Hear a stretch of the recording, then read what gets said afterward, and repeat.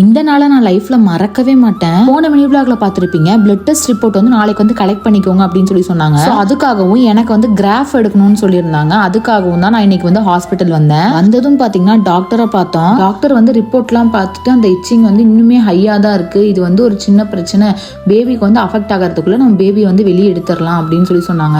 எனக்கு சரியான ஷாக், எனக்கு என்ன பண்றதுனே தெரியல. உடனே வந்து அட்மிட் பண்ணிருங்க, நாளைக்கே நம்ம பேபியை எடுத்துடலாம் அப்படின்னு சொன்னாங்க. எப்பவுமே நான் ரொம்ப பயந்து அழுவேன். ஆனா இந்த தடவை கொஞ்சம் கான்பிடண்டா டாக்டர் நம்ம நல்லதுக்கு தான் சொல்றாங்க அப்படின்னு சொல்லிட்டு நானுமே ஓகே சொல்லிட்டேன். நாங்க டக்கு டக்குன்னு வீட்டுக்கு போய் பேபியோட ட்ரெஸ் எல்லாத்தையுமே பேக் பண்ணிட்டு நாங்களுமே கிளம்பி வந்துட்டோம். அப்புறம் அம்மா அத்தை எல்லாருமே வந்து ஹாஸ்பிட்டல் வந்துட்டாங்க. அப்புறம் ஹாஸ்பிட்டல் அட்மிட் ஆனதுக்கு அப்புறம் பாத்தீங்கன்னா ட்ரெஸ் சேஞ்ச் எல்லாம் பண்ணிட்டு கிராஃப் எல்லாம் பார்க்க ஆரம்பிச்சிட்டாங்க. அதே மாதிரி எனக்கு பிபி பிரஷர் எல்லாமே செக் பண்ணிட்டு இருந்தாங்க. அப்புறம் பிளட் டெஸ்ட்டுக்கு வந்து பிளட் எல்லாம் எடுத்துட்டு இருந்தாங்க. மாத்தி மாத்தி கடன்னு ஒரு வேலையா எங்களுக்கு முடிஞ்சுக்கிட்டே இருந்துச்சு. அப்புறம் பேபியை வந்து வெளியே எடுக்கிறோம் அப்படிங்கிறதுக்காக ஒரு ரிப்போர்ட் கொடுத்தாங்க. அதுல வந்து எனக்கு என்ன ப்ராப்ளம் இதெல்லாமே இருந்துச்சு.